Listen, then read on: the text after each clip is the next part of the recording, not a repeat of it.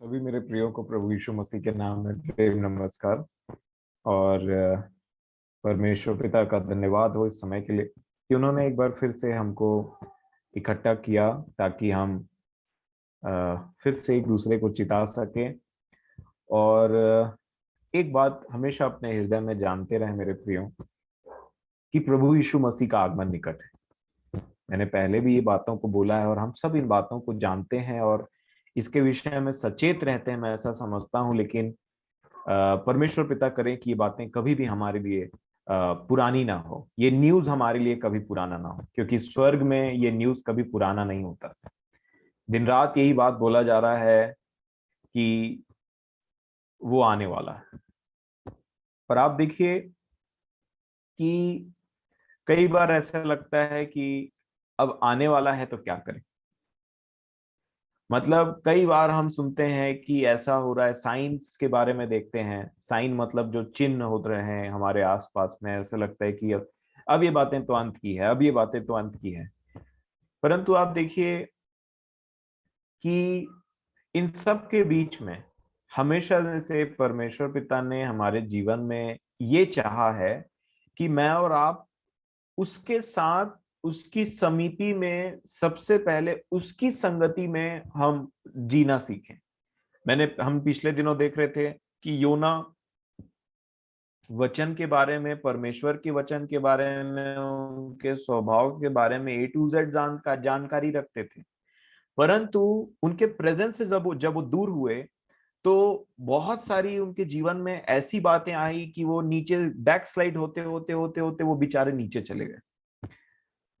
और इसीलिए मैं समझता हूं कि मेरा ऐसा मानना है कि इससे पहले कि मैं सेवकाई की चिंता करूं कि मैं क्या सेवकाई करूंगा, किन लोगों के बीच में जाके प्रचार करूंगा, किनको सुसमाचार सुनाऊंगा, उससे पहले देखिए मेरे और आपके जीवन के लिए प्रथम बुलाहट ये नहीं है कि मैं कितने लोगों को सुसमाचार सुनाऊं या कितने लोगों को मतलब परमेश्वर के जैसे अधिकतर होता है ना। मैंने देखा है लोग कई बार अपने आप को अननेसेसरी कोसते रहते हैं कि जैसा हमको सुसमाचार सुनाना चाहिए था हम वैसा नहीं सुना पाए, या हम क्या कर रहे हैं, या फिर वो। मैं आपको बताना चाहता हूं, बहुत बार एक व्यक्ति के लिए सुसमाचार सुनाने का कार्य नहीं रहता है। बिब्लिकल जो बातें हैं उसमें से हमको देखना बहुत आवश्यक है, बहुत सारी चीजों को। क्योंकि कई बार होता है कि हम जो काम प्रभु ने हमारे लिए रखा ही नहीं है उसका हम अननेसेसरी बर्डन लेते रहते हैं, और जो काम प्रभु चाहते हैं कि हम इसको सबसे प्रथम करें उसके बारे में ध्यान नहीं जाता है, वो सेकेंडरी बन जाता है। फॉर एग्जाम्पल पौलुस ने, अब देखिए यीशु ने, मैं इस बात के खिलाफ नहीं हूं कि आप सुसमाचार करें या फिर उसके कार्य फैलाएं, सहभागी हो, नहीं, मैं वो नहीं बोल रहा हूं, मेरी बात को समझिएगा।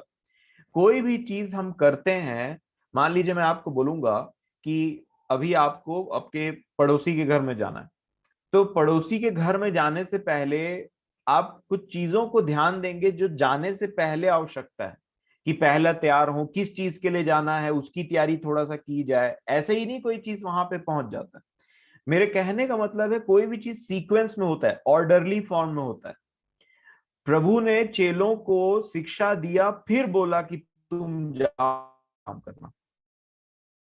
उसने कुरिन्थियों की कलीसिया को लिखते टाइम एक बात बोला कि परमेश्वर ने मुझे बपतिस्मा देने के लिए नहीं बुलाया। आप ध्यान दे रहे हैं वहां पे कि पौलुस को उनका जो कार्य है वो बहुत अच्छे से पता है कि मुझे परमेश्वर ने किस चीज के लिए बुलाया है। आप देखिए जब परमेश्वर के नाम की सेवकाई के लिए प्रेरितों के काम में सब चेले इकट्ठा होकर के खाना बांटने का काम, और बहुत जो लोग, बड़ी भीड़ आई थी उसको इकट्ठा हो रहे थे, तो वहां पे स्तिफनुस को खाना बांटने का काम दिया गया, जिनमें बुद्धि है, और उनके साथ कई लोगों को। परंतु पतरस अलग हो गए, बोले ये हमारा काम नहीं है। और उसी प्रकार देखिए सबसे प्रथम हमारा काम क्या है मेरे प्रियो, तो उसके बाद आप चाहे जितना सुसमाचार सुनाना है सुनाइए या उन बातों में आगे बढ़िए। प्रभु आपके जीवन में बहुतायत की आशीष दे। मैं आपको जो बात बोलना चाह रहा हूं वो ये है, मेरा और आपका संबंध परमेश्वर से कैसा है। ये है शुरुआत। अब देखिए, बहुत सारे लोग सेवकाई करना चाहते हैं परंतु परमेश्वर के साथ नहीं जीना चाहते, और बहुत कम लोग ऐसे हैं जो परमेश्वर के साथ जीना चाहते हैं लेकिन सेवकाई नहीं करना चाहते। सेवकाई बोलने से वो बड़े बड़े जगह में जाकर के प्रचार करना उनको पसंद नहीं है, बड़ी भीड़ इकट्ठा करना कोई पसंद नहीं है, उनका ये मकसद नहीं रहता है। क्योंकि आप देखिए, जब भी कोई व्यक्ति अपने पुराने जीवन से, उस गंदगी से हट करके नए जीवन में प्रभु उसको प्रवेश कराता है ना, तो जब वो उसमें एंटर करता है ना तो उसकी सिर्फ एक ही इच्छा रहती है कि इतने समय तक मैं परमेश्वर से दूर रहा, उसको प्रसन्न नहीं किया, उसके बदनामी का कारण रहा, अब मैं उसके लिए जीऊंगा। यहां से एक विश्वासी का जीवन स्टार्ट होता है। और तब अगर परमेश्वर चाहे तो वो उसको एक ऐसे जगह में रखते हैं जहां उसका जरूरत है, और वो परमेश्वर के इच्छा के अनुसार होता है। कोई भी चीज परमेश्वर के इच्छा के अनुसार नहीं है और मनुष्य उसको करने का कोशिश करे तो उसमें वो अटरली फेल होगा, वो बहुत बुरी रीति से फेल होगा। इसीलिए आप देखिए, चाहे वो यीशु हो, चाहे वो पौलुस हो, चाहे वो कोई भी हो, ना ये परमेश्वर की इच्छा के विरुद्ध में प्रार्थना करते थे, ना कहीं जाते थे, और ना ही कुछ ऐसा काम करते थे जो परमेश्वर की इच्छा में नहीं। कई बार लोगों को बोला जाता है कि तुम्हारे वजह से ऐसा हो रहा है, इस पूरे जगह की दशा तुम्हारे वजह से ऐसी है। मैं समझता हूं कि हमको वचन छोड़ करके दाएं बाएं कभी नहीं होना चाहिए। अब देखिए, यीशु ने 30 साल में प्रचार करने आरंभ किया, और मान लीजिए 30 साल में आरंभ किया तो 1 साल से लेकर के 30 साल तक उन्होंने कोई बात का प्रचार किया नहीं, और इस बीच में जो लोग मर गए, क्या उसका बदला यीशु को देना पड़ेगा? कि यरूशलेम में तुम थे 30 साल तक पर तुमने प्रचार नहीं किया, तो तुम इसके जिम्मेदार हो जितने लोग मरे हैं? क्या परमेश्वर पिता उनको ऐसा बोलेंगे? अब देखिए, नॉन बिब्लिकल चीजों के प्रति ना आप परेशान मत होया करिए, क्योंकि कई बातें हमको अननेसेसरी परेशान करके रखती हैं।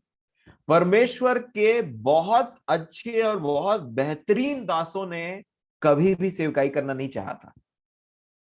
आप गवाही सुन लीजिएगा, और गवाही को तो मैं साइड में रखता हूं, मैं वचन से आपको बताता हूं। आप मुझे बताइए कि जो दाऊद थे, उन्होंने वो चरवाही करना चाहते थे, मतलब चरवाही करने जाते थे, या उनकी इच्छा थी कि मैं कभी राजा बनूंगा और परमेश्वर का काम करूंगा, या मेरा बेटा जो होगा वो परमेश्वर का भवन बनाएगा? कोई राजा दाऊद, कोई वो बालक दाऊद के मन में कभी इच्छा थी कि मैं राजा बनूंगा, या गोलियत को मारूंगा, या सैनिक में भर्ती, वो सेना में भर्ती हो जाऊंगा? कोई इच्छा थी? इसके अंदर एक इच्छा थी जो पूरे यरूशलेम में परमेश्वर को नहीं मिला, और इसीलिए इसके विषय में परमेश्वर ने गवाही दिया, मुझे मेरे मन के अनुसार एक व्यक्ति मिल गया है। आप सोचिए, एक मन के अनुसार एक व्यक्ति जो न सेना में भर्ती है, न यरूशलेम के लिए कुछ काम कर रहा, परंतु चुपचाप से जाके जंगल में एक लाठी लेकर के भेड़ों की चरवाही करता है, परंतु उसका मन अपने परमेश्वर से इतना लगा है कि जो भी चीज उसके पास में है वो परमेश्वर के साथ साथ चलता था। इसीलिए जब शाऊल ने बोला कि तू इसको नहीं मार पाएगा, तू बालक है और वो बालकपन से वो योद्धा है, तो इसने एक बात बोला कि जब कभी भालू और शेर आते थे ना, और तेरे दास की भेड़ बकरियों को उठा करके ले जाते थे ना, तो तेरा दास यहोवा परमेश्वर के नाम से वो उनको जानवरों को वापस लेकर के आता था, उनके मुंह कान को फाड़ देता था। आप देखिए, इसमें एक ऐसा क्वालिटी था जो पूरे यरूशलेम में नहीं था। ये व्यक्ति परमेश्वर के साथ में चलता, ये व्यक्ति परमेश्वर के साथ में उसकी उपस्थिति में जीता, और उसी की उपस्थिति में अपने दिनचर्या को काटता था। इसकी कोई मन की इच्छा नहीं थी कि मैं सेना में जाऊं और गोलियत को मारूं, अपना बड़ा नाम कर लूं, या परमेश्वर के नाम से ये करूं या वो करूं, कोई इच्छा नहीं थी। ये एक चरवाहा था, और उसी चरवाही में इसके पास में जो तार बजाने वाला जो इंस्ट्रूमेंट प्ले करने का जो इनका वो था ना, इनको वरदान मिला था, इन्होंने सीखा या जो भी किया था बालक दाऊद ने, उसी को लेके जंगल में परमेश्वर के साथ में वो मगन रहता था। आप देखिए, यही मैं आपको बताना चाह रहा हूं। इससे पहले कि आप सेवकाई में जाएं, क्योंकि बहुत सारे लोग सेवकाई करते रहते हैं, परंतु आप उनके परमेश्वर के साथ संबंध के बारे में पूछेंगे तो उदास हो जाते हैं, या वो बोलेंगे कि जैसा जीना चाहिए वैसा मैं नहीं जीता, या जैसा मेरा संबंध रहना चाहिए परमेश्वर से वैसा है नहीं, ये जैसी उपस्थिति मुझे परमेश्वर की महसूस होनी चाहिए वैसा है नहीं भाई। खूब प्रचार का काम पूरा फुल फ्लेज में चालू है, परंतु जो पर्सनल जीने की बात है उसमें अगर कमी आ गई तो समझ लीजिए कि बाकी जितना भी आप काम करेंगे वो उसमें आप तो कर लेंगे, परंतु परमेश्वर की इच्छा वो नहीं। परमेश्वर की इच्छा ये है कि अगर आप एक ऐसी महिला भी है ना जो अपने किचन में भी काम करती हैं अपने पति और अपने बच्चों के लिए या अपने बच्चे के लिए, तो मैं आपको बता रहा हूं परमेश्वर आपसे ज्यादा प्रसन्न हो सकता है रेदर देन उस व्यक्ति के साथ जिसका उसके साथ कोई संबंध नहीं, परंतु फिर भी ऊंचे जगह में खड़े होकर के प्रचार कर रहा है। और यही बात है, चाहे आप एक काम करने वाले व्यक्ति हो कि आप अपने कार्य स्थान में परमेश्वर के साथ सुबह से लेकर शाम तक उसकी उपस्थिति में और उसकी प्रसन्नता में और उसके वचनों में मन लगा करके जीते, भले आपके पास कोई सेवकाई नहीं है, आप भले ऐसे पुरुष हो सकते हैं जो सिर्फ अपने परिवार को शिक्षा देते हैं, अपनी पत्नी को और अपने बच्चों को, आपके पास में कोई बहुत बड़ा भीड़ नहीं है। और मैं आपको बताना चाहता हूं परमेश्वर ऐसे लोगों को ही चाहता है कि जो प्रतिदिन और पूरे मन से उसकी सेवकाई मतलब उसको उसके साथ चले, उसकी उपस्थिति में चले, जिनका मन उसके प्रति कपट रहित हो। और फिर उनको डिसाइड करने दीजिए कि वो आपको कहां सेवकाई में ले जाना चाहते हैं, किसके सामने आप मुंह खोलेंगे, किसके सामने में आप मुंह नहीं खोलना है करके, ये उनको डिसाइड करने दीजिए। कई बार अननेसेसरली ऐसा होता है कि कुछ तो करना है परमेश्वर के नाम से, तो कुछ जीवन का वो मतलब परमेश्वर के साथ वो संबंध नहीं है, लेकिन चलेगा कहीं पे। अब देखिए, एक ग्रुप था, वो यीशु के नाम से दुष्ट आत्मा भगाने के लिए चला गया था एक बार। क्या जो हालत हुआ है, बदनामी हुई ऐसी, और उसमें भी आप देखिए यीशु का नाम बहुत ऊंचा हुआ उस इवेंट से भी, क्योंकि अगर वो यीशु के नाम से दुष्ट आत्मा को निकाल देते तो उतना नाम नहीं ऊंचा होता, परंतु दुष्ट आत्माओं ने बोला कि हम यीशु को जानते हैं, पौलुस को भी जानते हैं, यीशु को जानते हैं और पौलुस को भी पहचानते हैं, परंतु तुम कौन। और इसीलिए मेरे प्रियो, इससे पहले कि आप सेवकाई में जाएं, इससे पहले कि आप कहीं और परमेश्वर आपको मौका दे, चेक करिए कि मैं और आप परमेश्वर के साथ उस जिंदगी में चल रहे हैं कि नहीं। भले ही आप स्ट्रगल कर सकते हैं, भले ही आप ऐसे व्यक्ति होते जो डेली आप अपने आप से लड़ते हैं कि कहीं ना कहीं प्रभु मुझ में ये कमी है, कहीं ना कहीं प्रभु आपके वचन के अनुसार मेरा जीवन यहाँ पे फेलियर है, या यहाँ पे मुझ में वैसा नहीं है, आप उसमें लड़ते हैं, और वही आपकी सेवकाई है सबसे प्रथम। और जिस दिन आप उन बातों में फेथफुल हो जाएंगे या पास हो जाएंगे, प्रभु आपको खड़ा करके कहीं पे जमा देंगे या फिर कहीं लोगों के सामने में लेकर के जाएंगे जिनके लिए आप आशीष का कारण है। और मैं यही देख रहा था कि दाऊद ने कभी भी ये प्रार्थना नहीं की कि मुझे आपके नाम से सेवकाई करना है। दाऊद ने कभी भी अपने आप से नहीं चाहा कि मैं वहां चले जाता हूं ये कर ले, परंतु उनका जो काम उसके पिता ने दिया था कि जा दो चार भेड़ बकरियां हैं या फिर जितनी भी भेड़ बकरियां थी उनको चराना और जंगल में जाना। आपने कभी ध्यान दिया है, जब आप मैं और आप कभी कभी ऐसा होता है ना, कहीं गाड़ी से जाते रहते ट्रैवल करते रहते हैं तो आपको चरवाहे दिखाई देंगे, बकरियों या गाय बैलों के साथ में वो चलते रहते हैं। मैं आपको बताऊं, कभी आपने उनका चेहरा देखने का भी आपको फुर्सत नहीं मिला होगा, वो इतने इनसिग्निफिकेंट रहते हैं इस दुनिया के लिए। उनको कोई कोई भी व्यक्ति उनका चेहरा देख करके कि ये कौन है क्या कर रहा है इसका भी फुर्सत नहीं, क्योंकि लोगों को लगता है ये ऐसे ही चरवाहा, वो बकरी उकरी चराते रहता है इधर उधर, वो उधर रहता है। और मैं आपको बताना चाह रहा हूँ, इसके भाइयों ने भी इनको बोला था कि तू लड़ाई देखने के लिए आया है, मैं जानता हूँ तेरे मन में क्या, फलाना बहुत सारी बात कर। और इनके पिता को ईशा को भी कभी नहीं लगा था कि शमूएल आकर के इसका अभिषेक करेगा, इसीलिए इसको बुलाना तक जरूरी नहीं समझा। और ये व्यक्ति जंगल में परमेश्वर की उपस्थिति में बैठा है, और फिर एक के बाद एक बोला गया ये नहीं, ये नहीं, ये नहीं। तो कौन है? एक है जो जंगल में, जो परमेश्वर के साथ है, उसको बुलाओ। और तब ये आया। और तब किसी ने जो सोचा नहीं था वो इसको आप सोचिए। कभी मैं आपको एक प्रैक्टिकल चीज बोलता हूँ, चरवाहे थे दाऊद, हमारे प्रभु यीशु मसीह भी चरवाहे हैं भाई, ऐसी बात नहीं है। और आप देखिए कि कभी चरवाहों को आप भी, आपको जब भी मौका मिले ना, तो आप देखिएगा वो बेचारे एक तो डाठी पकड़ करके पेड़ के छांव के नीचे से बैठ करके अपनी भेड़ बकरियों को देखते रहते हैं, परंतु उनके ऊपर में किसी का नजर नहीं जाता। मैं आपको बोल रहा हूँ वो बहुत ही इनसिग्निफिकेंट रहते हैं, उतना इंपॉर्टेंट नहीं रहते इस जमाने के लिए। वो समझ लीजिए वो अलग किए गए लोग हैं जिनको भेड़ बकरी को छोड़ करके और कुछ नहीं दिखाई देता।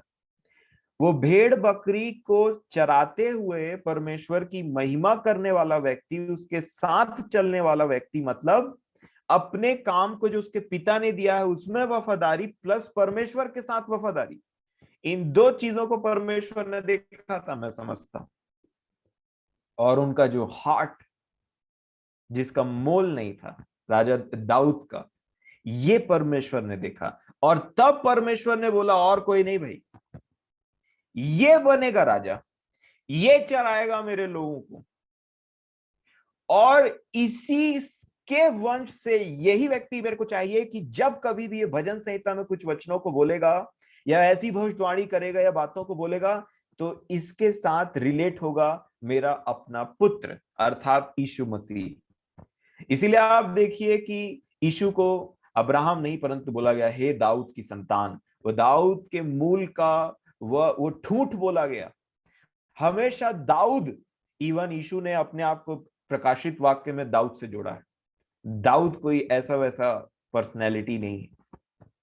भले गलतियां हुई, परंतु उसकी गलतियां इसलिए हुई थी मैं समझता हूं ताकि लोग उसको मसीह ना समझ ले, और वो समझे कि ये मसीह नहीं है, इसके बाद एक आने वाला। और इसीलिए नए नियम में भी आप देखिए कि ऐसा लिखा गया है कि दाऊद तो सड़ गया, मतलब वो अपने बाप दादाओं के साथ सो गया, कब्र में पड़ा और सड़ गया, मतलब वो मसीह नहीं था। परंतु ये मसीह है जो कब्र में तो गया परंतु परमेश्वर ने उसको सड़ने नहीं दिया। और इसीलिए उस पर्टिकुलर व्यक्ति का नाम लेकर के यीशु का नाम जोड़ा गया मेरे प्रियो। और इसीलिए मैं आपको बोलना, नंबर 2 एक और व्यक्ति आमोस। आप देखिए कि आमोस नबी की पुस्तक जब आप पढ़ते हैं तो देखिए क्या लिखा है। मैं आपको एक जगह दिखाना चाह रहा हूं, एक वचन है, आमोस 7 में है शायद, देखते हैं।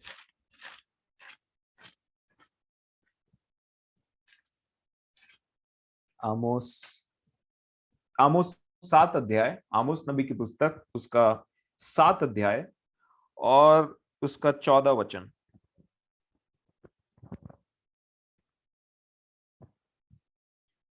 आमोस 7 का 14 मैं आपके सामने पढ़ता हूं। अच्छा 12 से पढ़िए तो मेरी सहायता करिए थोड़ा। आमोस 7:12 से आगे। तब अमस्याह ने आमोस से कहा, हे दर्शी, यहाँ से निकलकर यहूदा देश में भाग जा और वहीं रोटी खाया कर और वहीं भविष्यवाणी किया कर, परंतु बेतेल में फिर कभी भविष्यवाणी न करना, क्योंकि यह राजा का पवित्र स्थान और राजनगर है। जी देखिए यहाँ पे 2 व्यक्ति है, ठीक है, इस पर मनन करिएगा आप आराम से। एक व्यक्ति का नाम है अमस्या, है ना, और एक व्यक्ति का नाम है आमोस, और ये दोनों भविष्यवक्ता है। अब आप देखिए कि दोनों भविष्यवक्ता हैं, तो किसके भविष्यवक्ता हैं? और दोनों क्लेम करते हैं कि हम परमेश्वर के भविष्यवक्ता हैं, परंतु एक जन दूसरे भविष्यवक्ता से यह बोलता है कि यहां से चला जा।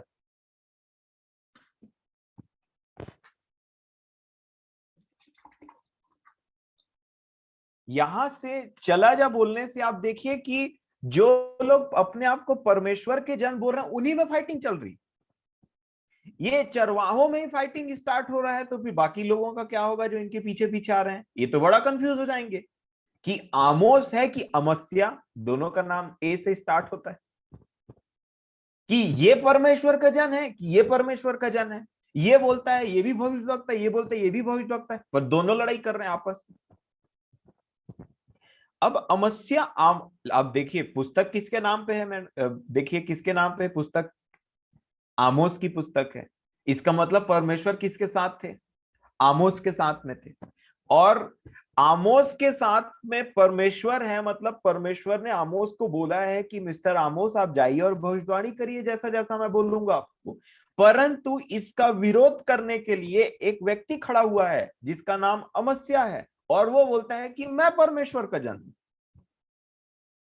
है ना। अब देखिए दोनों के लाइफस्टाइल को देखिए थोड़ा। अमस्या एक बात बोल रहा है कि ए दर्शी, उसको दर्शी बोल रहा है, यहां से चला जा, बोल रहा भग जा, फ्ली लिखा है इंग्लिश में, भग जा बोल रहा है। और यहां से भग जा और दूसरे जगह चले जा, दूसरे यहूदा देश में भाग जा और वही रोटी खाया कर।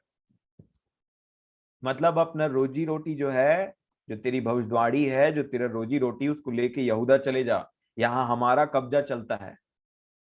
और वही भविष्यवाणी किया कर बोल रहा है। अब ये मनुष्य डिसाइड करेगा कि कोई व्यक्ति डिसाइड, मनुष्य डिसाइड करेगा कि परमेश्वर डिसाइड करेंगे मेरे पे। इसीलिए ध्यान से देखते रहिए, ये भी सेवकाई में है अमस्या, यही तो समस्या है कि अमस्या है सेवकाई में। अब आप देखिए यहाँ पे लिखा है 13 में, परंतु बेतेल में फिर कभी भविष्यवाणी ना करना। और परमेश्वर ने आमोस को बोला है कि बेतेल में भविष्यवाणी करना। और ये बोलता है क्योंकि यह राजा का पवित्र स्थान और राजनगर है। इतना बड़ा जानकारी, नॉलेज का कोई कमी नहीं है। अब देखिए रिप्लाई क्या आया 14 वचन में आमोस का, पढ़िए। आमोस ने उत्तर देकर अमस्या से कहा, मैं न तो भविष्यवक्ता था और न भविष्यवक्ता का बेटा। मैं तो गाय बैल का चरवाहा और गूलर के वृक्षों का छांटने वाला था। और यहोवा ने मुझे भेड़ बकरियों के पीछे पीछे फिरने से बुलाकर कहा, जा, मेरी प्रजा इसराइल से भविष्यवाणी कर। जी हाँ, आप 14 वचन को देखिए। आमोस ने अपना ऑक्यूपेशन बताया कि मिस्टर अमस्या, मैं तो कभी नहीं चाहता था कि मैं भविष्यवाणी करूं, पहली बात तो ये। दूसरी बात, मेरा ऑक्यूपेशन ये था कि मैं भी, ये फिर चरवाहा, मैं भी चरवाहा था, मैं गाय बैलों को चरवाया चराया करता था। मैंने अभी आपको बताया कि ये लोग कितने इनसिग्निफिकेंट होते हैं, कितने, मतलब ये लोग इंपॉर्टेंट नहीं होते हैं, ये अलग ही दुनिया में जीते रहते हैं। मैंने देखा है आजकल बहुत रेयर है यहाँ शहरों में, परंतु प्रभु की दया से मैंने देखा एक व्यक्ति लाठी लेकर के, वो छड़ी लेकर के, हमने देखा ना पिछले दिनों में, लाठी और छड़ी दोनों अलग है। और वो एक व्यक्ति एक हाथ में ऐसे डंडा लेकर के अपने भेड़ बकरियों को देखते रहता है, और जहां कहीं उसको लगता है कि ये गलत दिशा में जा रही, तुरंत जाता है। बहुत कम समय है उसके पास में दुनिया की चीजों को देखने के लिए कि यहाँ क्या हो रहा है, वहां क्या हो रहा है। और अधिकतर लोग तो जंगल में जाते हैं चराने के लिए, अच्छे तराई में लेकर के जाते, जहां घास ज्यादा है या पेड़, छोटे पेड़ ज्यादा है, वहां तो और मनुष्यों का नामो निशान नहीं है, मतलब सूनापन, अकेला। और उस अकेलेपन में आमोस भी एक व्यक्ति था जो परमेश्वर की उपस्थिति में चला फिरा करता था। कितने गजब की बात है, दो दो एग्जाम्पल है हमारे पास में, और दोनों नहीं चाहते थे कि हम सेवकाई करें। ये तो बोल रहे हैं, मैं थोड़ी चाह रहा था कि मैं सेवकाई, मतलब मैं थोड़ी चाह रहा था कि मैं भविष्यवाणी करूं, मैं थोड़ी चाह रहा था कि मैं परमेश्वर के नाम से तुम्हारे पास में आके कुछ बोलूं। मैं तो सीधा साधा व्यक्ति था, मैं तो जंगलों में चरवाही करता था, और मैं तो लकड़ी छांटा करता था। आप पिकनिक जाते होंगे ना, तो कुछ लोग रहते हैं खाली पैर चलते रहते हैं, या चप्पल पहन के इधर उधर घूमते रहते हैं, ऐसे वो लुंगी लपेट लिया अपना, बनियाइन, या फिर खाली बदन रहते हैं, लकड़ियों को काटा करते हैं। उनको जमाने से कोई मतलब नहीं रहता है। लकड़ी छांट लेना, उसको गट्ठा बनाना, उसको ले जाके कभी बेच लिया या उसी को अपना इस्तेमाल कर लिया। अब देखिए मेरे प्रियो, परमेश्वर का निगाह, उनकी नजर कैसे लोगों पे है। ये अमस्या पूरा रेडी कि मैं सेवकाई करूंगा परमेश्वर के नाम से, मैं भविष्यवाणी करूंगा, परंतु परमेश्वर साथ ही नहीं उसके। परमेश्वर चाहता ही नहीं कि ये सेवकाई करे, नहीं तो आमोस की जरूरत नहीं पड़ती, अमस्या को नहीं दे देते अपने भविष्यवाणी के वचन। आमोस की जरूरत इसलिए पड़ी क्योंकि बाकी लोग नौटंकीबाजी कर रहे हैं, और इसीलिए आमोस को बुलाया। और ये, अब देखिए, जब राजा दाऊद, जब वो बालक दाऊद को बुलाया गया, तो मेन सबसे पहले काम ये करवाया गया कि गोलायत को मारा गया। इसका मतलब इतने हजारों हजार की सेना वाले इजराइल के एक व्यक्ति परमेश्वर को नहीं मिला जिसको कि उसको उत्साहित करे या उसके सामने और बोले कि तू जाकर के गोलियत को मार। नहीं, क्या करने गए थे? सोल्जर में, आर्मी में क्यों भर्ती हुए? लड़ेंगे, जान देंगे, सेवकाई करेंगे, रक्षा करेंगे इजराइल की। और जब मौका आया तब एक एक व्यक्ति नहीं मिला, एक व्यक्ति नहीं मिला। 40 दिन से ललकार रहा था दुश्मन। और तब परमेश्वर ने ये जो प्लान बनाया था पहले से दाऊद के लिए, उसको एग्जीक्यूट किया, उसको बुलाया, आ जाओ, आ गई तुम्हारी बारी। और वहां पे भी दाऊद ने पुरुषार्थ किया और बलवंत होकर विश्वास करके आगे बढ़ा। उसी प्रकार उतना टाइम जब परमेश्वर ने उन सोल्जर, जितने सोल्जर थे ना, जितने सिपाही थे, उसमें से एक को नहीं चुना, सबको बाईपास कर दिया और दाऊद को इस्तेमाल किया। उसी प्रकार इस समय ये बेथलेहम में आ, आ,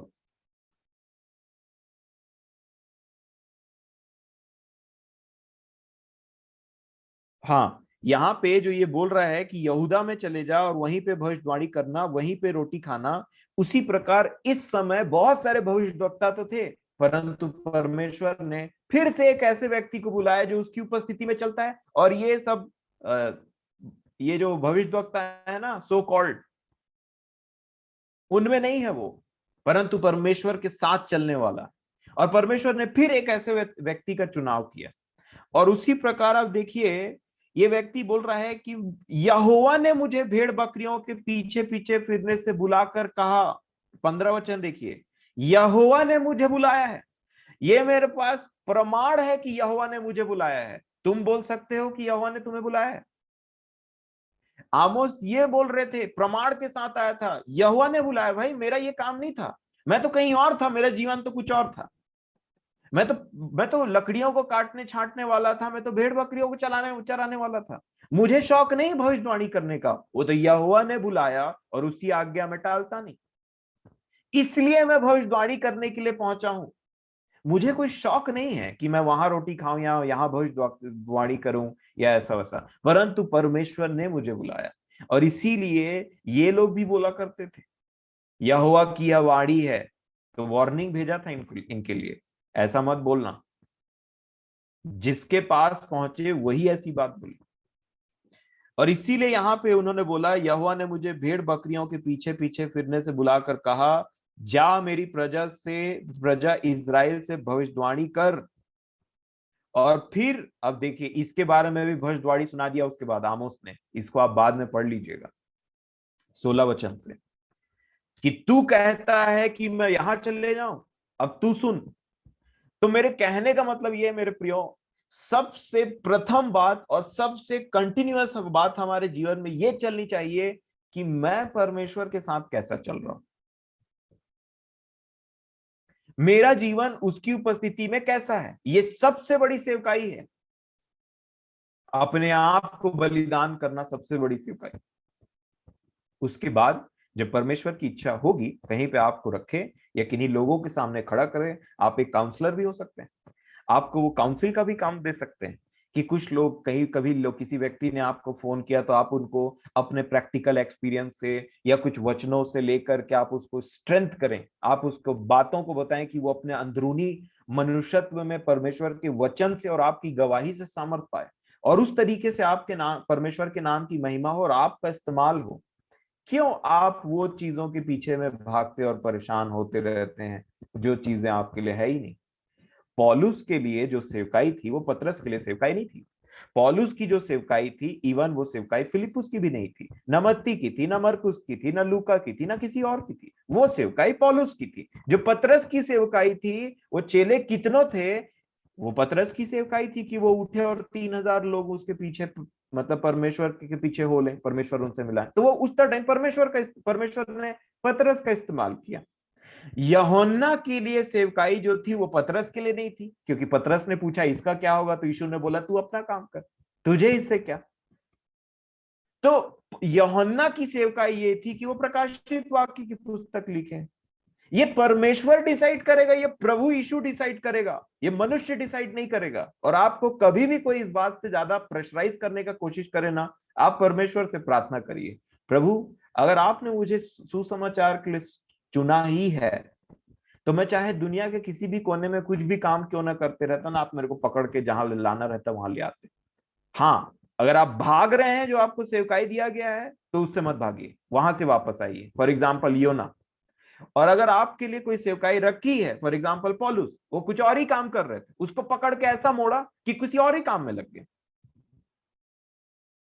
बाइबिल के एग्जाम्पल का और उसकी बुद्धि और परमेश्वर के कार्य करने के तरीके को पहचानिए। अननेसेसरी किसी के दबाव में या अननेसेसरी अपने आप को बर्डन महसूस करने की जरूरत नहीं है। क्योंकि अगर आप एक बार ये चीज अपने आप को बोलते हैं कि जैसा हमने की करना था हमने नहीं किया, या हम रिस्पॉन्सिबल है इस चीज के लिए, तो ये बात गलती से न्याय सिंहासन सामने मत बोल दीजिएगा, फंस जाएंगे। कि हम रिस्पॉन्सिबल है भारत की इस दशा के लिए, ऐसा बोलना मतलब आप समझते हैं। मैं नहीं समझता कि प्रभु सहायता करे। मैं किसी के ऊपर मैं कमेंट या फिर ये करना नहीं चाहता मेरे प्रियो, परंतु मैं ये बात बोलना चाहता हूं कि हम अननेसेसरी जो चीजें हैं ना, सबको एक व्यक्ति नहीं कर सकता, और हर किसी के लिए अलग अलग सेवकाई है। तो प्रभु मेरी और आपकी सहायता करें, इससे पहले कि हम अपने आप को किसी दबाव से या किसी के ढकेले जाने के तरीके से हम आगे बढ़े और उसमें सेवकाई के लिए कूद पड़े, या फिर अननेसेसरी। कई बार लोग चर्च बना लेते हैं अपना सब कुछ बेच बाच के, कई बार लोग भीड़ इकट्ठा कर लेते हैं, उसके बाद वो गायब हो जाता है। और कई बार लोग अपने अपने तरीके से न जाने क्या क्या करने की कोशिश करते हैं। मैंने कभी ऐसा करने की कोशिश नहीं किया। मैं आपको अगर सच बताऊं तो मैंने हमेशा परमेश्वर के वचनों को अपना आधार माना है। और मैं जानता हूं कि परमेश्वर मुझे वहां रखते हैं, वहां रखेंगे जहां मेरी आवश्यकता है, या जहां मैं कुछ काम आ सकूं। और इसीलिए मैं अपने परमेश्वर पिता का धन्यवाद देता हूं कि मैं कोई बर्डन में नहीं जीता। मेरे दिमाग में कोई अननेसेसरी बर्डन नहीं है कि मैं क्यों अभी तक बपतिस्मा नहीं दे रहा हूं, मैं कभी अभी तक क्यों जा करके गांव में प्रचार नहीं कर रहा हूं, या मैं ये क्यों नहीं कर रहा हूं, मैं वो नहीं क्यों क्यों नहीं कर रहा हूं। मैं बस ये चाहता हूं कि मैं जहां कहीं भी रहूं, वहां मैं परमेश्वर के नाम की महिमा कर सकूं। और उससे पहले मैं अपने और परमेश्वर के साथ जो मेरी संगति है, जो वो लिंक है, उसको इतना स्ट्रांग रखूं कि किसी भी समय में प्रभु यीशु मसीह के आगमन की तैयारी, मतलब आगमन के लिए तैयार रहूं। ये है। और उसके बाद जैसे परमेश्वर ने राजा मतलब बालक दाऊद को निकाला और उठा करके खड़ा किया कहीं पे उसकी जरूरत जहां थी, आमोस को उठाया कहीं पे खड़ा किया, पौलुस को निकाला कहीं खड़ा किया, पतरस को निकाला कहीं खड़ा किया, यूहन्ना को निकाला कहीं खड़ा किया, तीमुथियुस को निकाला कहीं खड़ा किया, लूका को पकड़ा कहीं खड़ा किया, वैसे ही वो परमेश्वर हमारी सहायता भी करेंगे। क्यों नहीं करेंगे। लेकिन आप मेरे को बताइए, सेवकाई ज्यादा इंपॉर्टेंट है कि उसके साथ में चलना ज्यादा इंपॉर्टेंट है। कभी आपने मत्ती रचित ये सुसमाचार के बाद मत्ती का नाम सुना, सुसमाचार की सेवकाई के लिए? कभी आपने देखा कि परमेश्वर ने उन 12 चेलों का नाम फिर से उस तरीके से निकाला और उनको बताया कि ये कर रहा है, ये वो कर रहा है, ऐसा कर रहा है? वो कहीं ना कहीं छोटे रूप में भी सेवकाई कर रहे थे। ऐसे नहीं था कि वो बैठ गए थे, परंतु वो काम कर रहे थे। लेकिन जो सेवकाई परमेश्वर को ठीक लगी कि वो पतरस को दे, वो पौलुस को दे, वो फिलिपुस को दे, वो यूहन्ना को दे, उन्होंने उनको दिया। जो यहूदा को मिले, जो याकूब को मिले, सब चीजें ऐसी हुई। परंतु ये वही है, ये इंपॉर्टेंट है जरूर। और आप चिंता मत करिए, आप सेवकाई करते करते थक जाएंगे, प्रभु आपको ऐसी सेवकाई देगा। फॉर एग्जाम्पल मोजेस, मूसा, थक गया था वो व्यक्ति, बोलते तुम मेरे कारण जलते हो, भला होता कि परमेश्वर अपना आत्मा तुम सबके ऊपर में डाल देता, सब भविष्यवाणी करते, सब नबूवत करने लग जाते, ऐसा बोल रहा था। इसीलिए सबसे ज्यादा इंपॉर्टेंट है परमेश्वर के साथ अपने प्रतिदिन के जीवन में उसकी उपस्थिति में चलना, उसके वचनों को ध्यान धर के सुनना और अपने आप को मोल्ड करते चले जाना और मसीह के उस पूरे डील डॉल तक पहुंचने का अपना मतलब ये कभी ना खत्म होने वाला भूख अपने अंदर रखना कि प्रभु मैं इस विषय में आपने मुझसे बात किया, मेरे खुद के वचन पढ़ने के थ्रू या वचन सुनने के थ्रू या इस विषय में आपने बात की। सबसे ज्यादा इंपॉर्टेंट है कि मेरा और मेरे परमेश्वर का संबंध कैसा है, बाकी सब चीजें बाद में। और इसीलिए सबसे बड़ी आज्ञा ये है कि तू अपने परमेश्वर से अपने सारे प्राण शक्ति सब तन मन धन सबसे प्रेम करना, ये नहीं चूकना चाहिए। एक वचन मैं आपको पढ़ाना चाहूंगा, उसके बाद हम खत्म करेंगे। देखिए प्रकाशित वाक्य की पुस्तक में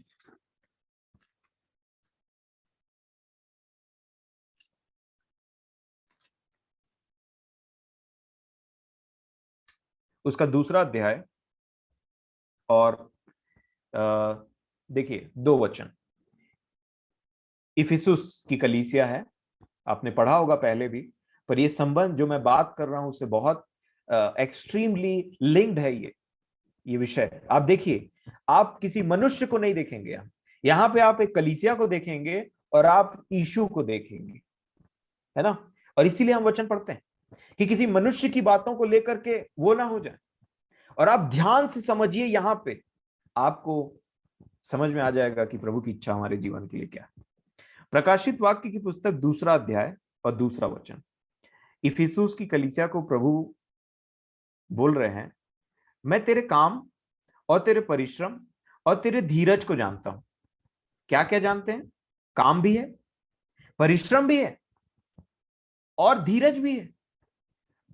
काम भी चल रहा है, जो काम चलना चाहिए वो भी काम है, और काम के साथ परिश्रम भी है। मतलब एक काम होता है जो एक व्यक्ति रेगुलर बेसिस में करता है ना, और परिश्रम होता है कि वही रेगुलर बेसिस को और अच्छे तरीके से करने के लिए उसके ऊपर में परिश्रम किया जाता है। मेरा नया नया जॉब लगा है कॉर्पोरेट सेक्टर में, तो वहां पे मेरी कोशिश ये होती है कि पहले तो जो काम मुझे दिया जाता है उसको करूं, और दूसरी कोशिश ये होती है कि जो काम मुझे दिया गया और मैं जिसको सीख गया हूं उसको और अच्छे तरीके से करूं। तो एक काम करना होता है कि उसके ऊपर परिश्रम करना होता है ना। और वो बोल रहे हैं कि तेरे काम भी बेस्ट हैं 100%। चलिए अच्छा, ऐसे बच्चे लोग का भी एग्जाम चल रहा है ना, और एग्जाम के विषय में तो हम सब जानते हैं क्योंकि हमने सब ने एग्जाम दिया। मान लीजिए सब्जेक्ट है काम, सुसमाचार फैलाने का काम या किसी भी प्रभु से रिलेटेड काम, उसमें आपको कितना मिला? इफिसुस की कलीसिया को 100 में 100, क्योंकि यीशु ने बोला भाई उसके सिवा तो और कोई मैटर नहीं करता, वही वही एडवोकेट है और वही जज है, वही वकील है और वही न्यायाधीश है। और इसीलिए वो बोल रहे हैं कि तेरे काम को जानता हूं, मतलब 100 मिल गया। परिश्रम को जानता हूं, इसमें भी 100। तेरे धीरज को जानता हूं, इसमें भी 100 मिल गया। और यह भी कि तू बुरे लोगों को देख नहीं सकता, इसमें भी 100 मिल गया। और जो अपने आप को प्रेरित कहते हैं और है नहीं, उन्हें तूने परख कर झूठा पाया, इसमें भी 100 मिल गया। तू धीरज धरता है, इसमें भी 100 मिल गया। और मेरे नाम के लिए दुख उठाते उठाते थका नहीं, मतलब तू सच्चा मसीही है, मसीही कैरेक्टर में भी तुझे 100% मिल गया है। पर पर पर मुझे तेरे विरुद्ध यह कहना है कि तूने अपना पहला सा प्रेम छोड़ दिया है। इसमें जितना 100 करके मिल रहा था ना, आप देखते हैं ना कई सब्जेक्ट्स में बच्चों को 100, 98, 99, जहां मैथमेटिक्स की बारी आती है वहां पे गड़बड़ाता है। और यहाँ पे प्रभु बोल रहे हैं तुझे हर चीजों में 100 मिलता आ रहा है, परंतु देख तू एक चीज, तेरे विरुद्ध हूं मैं। एक चीज में, सब चीजों में मैं तेरे साथ हूं, एक चीज में मैं तेरे विरुद्ध में, अगेंस्ट में खड़ा। मुझे तेरे तेरे विरुद्ध में कहना, मैं वो वकील बना हूं जो तेरी वकालत नहीं कर रहा हूं, परंतु मैं तेरे विरुद्ध में एक बात कहना चाहता हूं। क्यों? ताकि तू इससे मन फिराए और इस विषय में भी 100% पा जाए, और ताकि तुझे कोई बात की घटी ना हो। ये प्रभु का मतलब। तो क्या बोलते हैं? पर मुझे तेरे विरुद्ध यह कहना है कि तूने अपना पहला सा प्रेम छोड़ दिया है। तो कहाँ कॉम्प्रोमाइज हो गया पहला सा प्रेम? सेवकाई में। यकीन मानिए, कहाँ कॉम्प्रोमाइज हुआ पहला का सब प्रेम? सेवकाई में, परिश्रम में, सेवा में। इसी में इतना बिजी हो जाते हैं कई बार एक व्यक्ति, और इसी में इतना फोकस लगा देता है कि जो पहले संगति था वो अब नहीं रहा, जो पहले बात थी वो संगति में वो अब नहीं रही। और इसीलिए क्या कहा उन्होंने? इसलिए स्मरण कर कि तू कहां से गिरा है और मन फिरा और पहले के समान काम कर। मतलब मन फिरा और वापस आ जा। इसका मतलब अगर आप 100 सब में ला रहे हैं, सेवकाई में, सुसमाचार का प्रचार करने में, बपतिस्मा भी दे दिया, नया जीवन भी दे दिया, 100 लोग आपके लिए गवाही भी दे दिए कि इस भाई की वजह से मैंने जीवन पाया, ये भाई ने मुझे जीवन दिया, इस बहन की वजह से मेरे को ऐसा हुआ, मैंने प्रभु को जाना, सब में आपको खुशी हो सकती है अंदर ही अंदर कि मैंने प्रभु के लिए कुछ किया, अच्छी बात है। परंतु प्रभु का ध्यान है कि सब चीज ठीक है, अच्छी बात है, लेकिन अगर वो पहली आज्ञा टूटी या पहली आज्ञा में थोड़ा डेंट आया कि तुम अपने परमेश्वर से अपने सारे प्राण, शक्ति, तन, मन, धन, सब चीजों से 100% अपने हार्ट से उससे प्रेम रखना और उसके सामने में एकदम से उसके सामने में जीना, उसके भय के साथ में, उसके प्रेम के साथ में, और होल हार्टेड 100% उसके साथ में अपना जीव, उसके प्रेम में तुम अपना जीवन बिताना, ये अगर कॉम्प्रोमाइज हुआ तो प्रभु बोलता है मैं तेरे विरोध में। यही चीज का ध्यान मैं आपको रखने के लिए आज बता रहा हूं, बाकी बातों से प्रभु को नहीं, प्रभु अप्रिशिएट किया, तेरे काम को जानता हूं, तेरे परिश्रम को, सब चीजें अच्छी है, परंतु एक चीज है जिसके विषय में तू मन नहीं फिराएगा तो ये सब में फेल हो जाएगा। मैथमेटिक्स में जैसे एक व्यक्ति फेल हो जाता है तो पूरे क्लास में सप्लीमेंट्री आ जाता है, उसका रिजल्ट रुक जाता है, या किसी भी सब्जेक्ट में। उसीलिए प्रभु ये बात बोल रहे हैं। आप देखिए कि जब ये पहला राजाओं में आप देखिए कि परमेश्वर ने सुलेमान से जब बात किया तो यहाँ पे इसको क्या बात बोला? ये वो वचन है मेरे प्रियो जिसके विषय में हमको बहुत सावधान रहने की जरूरत है। जब सुलेमान को राज्य दे रहे थे और उतना टाइम बात करने की बात आई, तो आप देखिए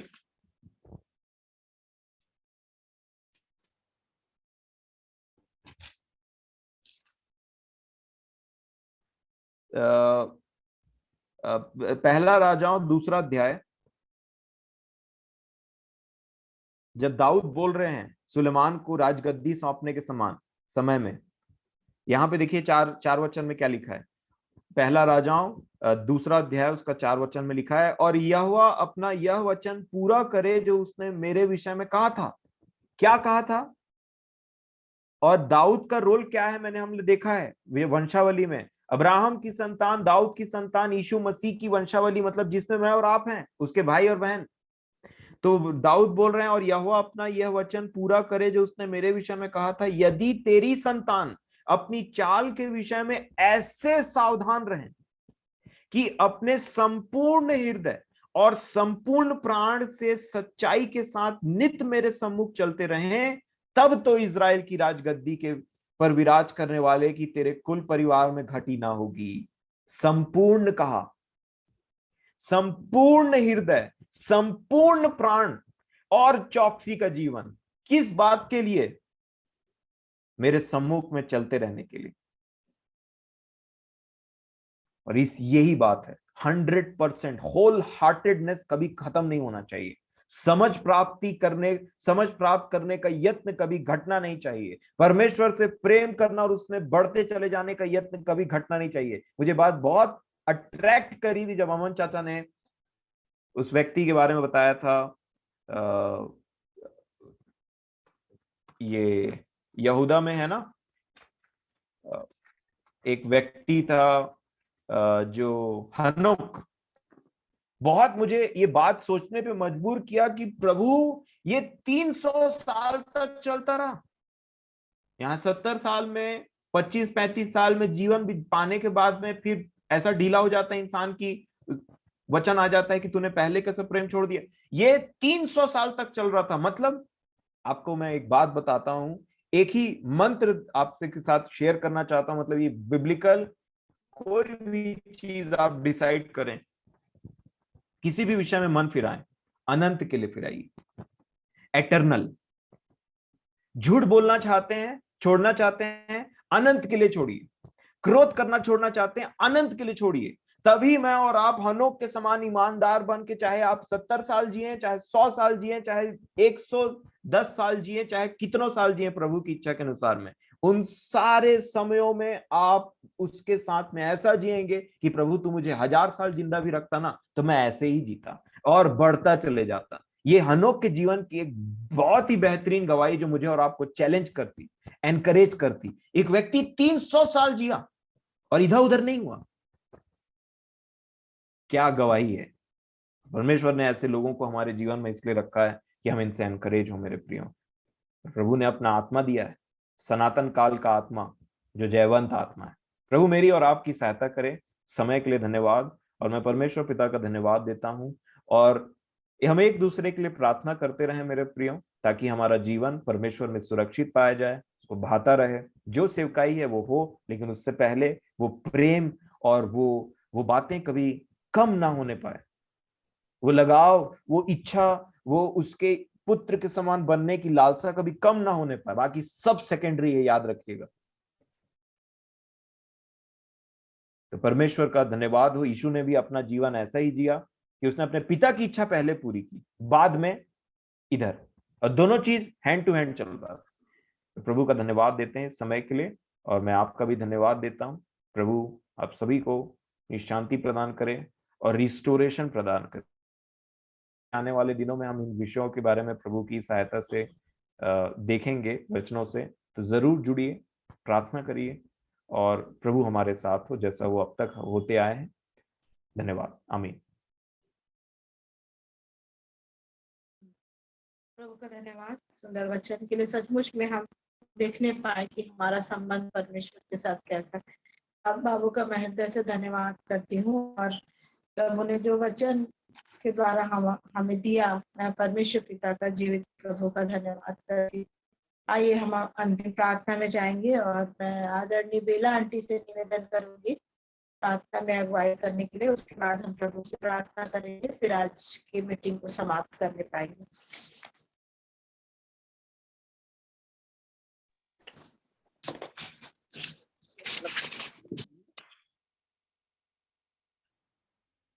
पवित्र, प्रेमी, अनुग्रहकारी, सर्वशक्तिमान जीवते परमेश्वर पिता, सारी सृष्टि के मालिक, जीवन के दाता, अनंत जीवन के स्वामी, अपने उद्धारकर्ता प्रभु यीशु मसीह के नाम से हम इस रात्रि के समय आपके पवित्र पवित्र पवित्र चरणों तले झुकते हैं प्यारे प्रभु जी।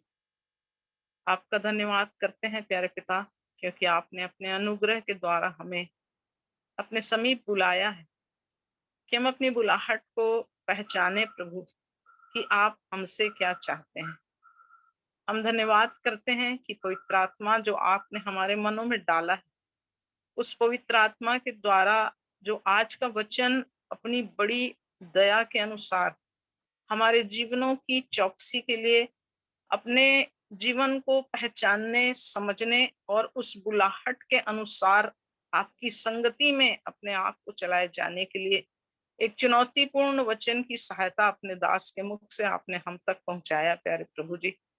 सचमुच प्यारे प्रभु, ये बहुत गंभीर विषय है प्यारे पिता, कि हम अपने अपने जीवन को जांचें कि प्रभु आप हमसे क्या चाहते हैं। आपने हमें जो जीवन दिया है उसमें हम किस रीति से आपकी परिपूर्णता में अपने आप को आपके हाथों में सौंप कर चल रहे हैं। प्यारे पिता, हमने वचन से देखा प्रभु जी कि कैसे प्रभु आपकी बुलाहट को समझना और आपकी पहचान में बढ़ना। हाँ प्रभु जी, जो नहीं बुलाए गए हैं वो चाह रहे हैं कि हम उस जगह में रहकर सेवा करें, परंतु वो बुलाहट नहीं थी। परंतु आमोस को आपने उस भेड़ों की चरवाही से निकालकर इस्राएल के लिए भविष्यवाणी करने के लिए चुन लिया। मेरे प्यारे पिता, हम बुलाहट को समझें प्रभु जी, उस चुनाव को जो आप हमारे जीवन में पूरा करना चाहते हैं प्रभु, पूर्ण मन से, पूर्ण सच्चाई से प्रभु, खरी दशा को अपने जीवन की देखते हुए अपने आप को समर्पित करते चले जाएं। हाँ प्रभु जी, आपने सचमुच प्रभु जी दाऊद को आपने इसलिए अलग किया क्योंकि वो उस जंगल में रहकर प्रभु संसार की चिंता नहीं कर रहा था। प्रभु अपनी उन भेड़ों को ईमानदारी से उनको चरवाही करता था, और जो जीवन का समय था वो केवल उस समय को अपने उस बनाने वाले पिता की ओर ताकते हुए अपने जीवन को केवल अपने प्रभु के साथ उस संबंध में जोड़कर चलता था। प्यारे प्रभु जी, हम आपका धन्यवाद करते हैं, आपको उसका जीवन भाया प्यारे प्रभु जी।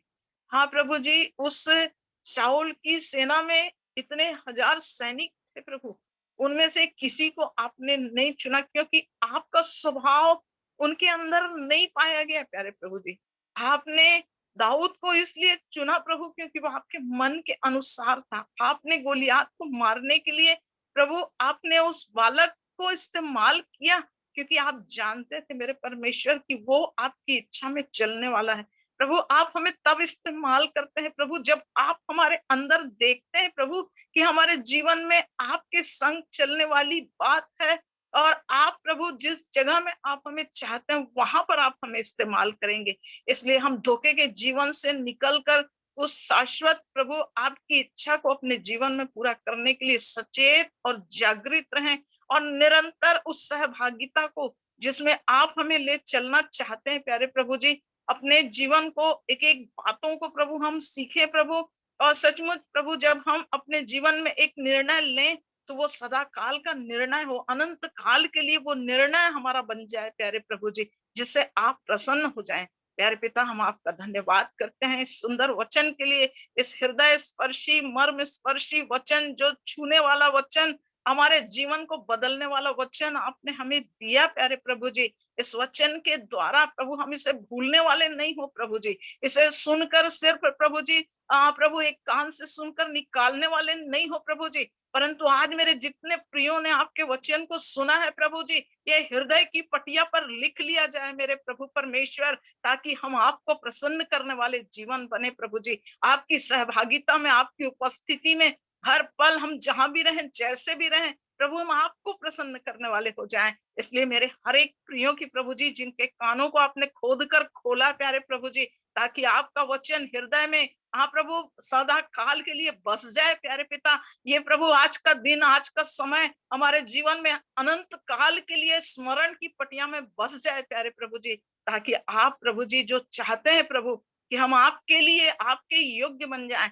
जैसे प्रभु प्रकाशित वाक्य में कहा, तू धीरज धरता है, तेरे काम को मैंने जाना, तेरे परिश्रम को मैंने जाना, परंतु मुझे तेरे विरुद्ध ये कहना है कि तूने पहला सा प्रेम छोड़ दिया। हम आज जांचे प्रभु जी कि उस पहले से प्रेम को कहां कहां हमने छोड़ा है, कौन कौन सी बात में हमने उस प्रेम को छोड़ दिया है प्यारे प्रभु जी। और प्रभु ललायित होकर प्रभु अपने आप को आपके हाथों में सौंपे, और प्रभु पश्चाताप के साथ प्रभु जी उस प्रेम को पाने के लिए फिर से आपके पास आ जाए प्यारे प्रभु जी। आप पिता परमेश्वर, आप यही चाहते हैं प्यारे प्रभु जी, इसलिए आपने चितौनी के वचन को दिया है प्यारे प्रभु जी। मेरे हर एक प्रियों की सहायता करना, मेरी सहायता करना प्यारे प्रभु जी, ताकि ये वचन हम सबके जीवन में आपकी इच्छा अनुसार पूरा होए प्रभु जी, ताकि जब भी आप आए प्रभु जी, हम सचमुच प्रभु उस तैयारी के साथ आपकी बुलाहट में उस स्थान में पहुंचाए जाएं और आपकी महिमा को निहारने पाए प्रभु। इस सुंदर समय के लिए, सुंदर दिन के लिए, प्रभु आपकी संगति के लिए, आपकी उपस्थिति के लिए, आपकी इच्छा में होकर पवित्र आत्मा ने बात किया, उसके लिए हम आपका धन्यवाद धन्यवाद धन्यवाद करते हैं। आरंभ से अंत तक आप हमारे संग संग रहें, हर एक प्रियों की सहायता किए प्रभु, उसके लिए धन्यवाद करते हैं। हम बेटी सुनीता के लिए प्रार्थना करते हैं प्यारे पिता परमेश्वर।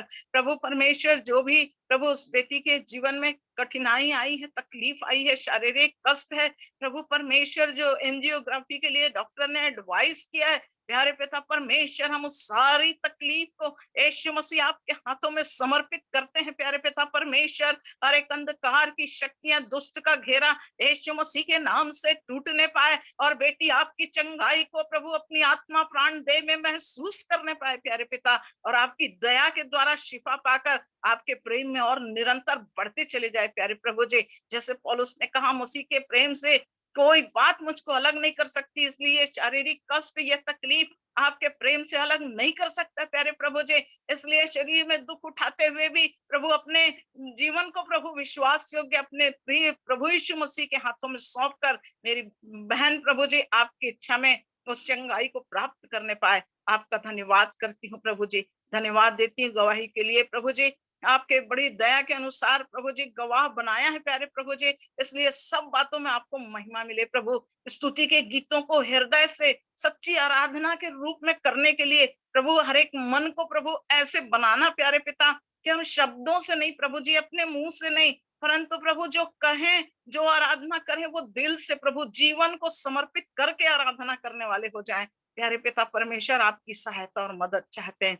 आपने यहाँ लो सुधी लिया, संभाला, हर एक परिवार को प्रभु, हर एक जीवन को प्रभु आपके हाथों में समर्पित करते हैं। आपकी दया और सहायता चाहते हैं प्यारे पिता।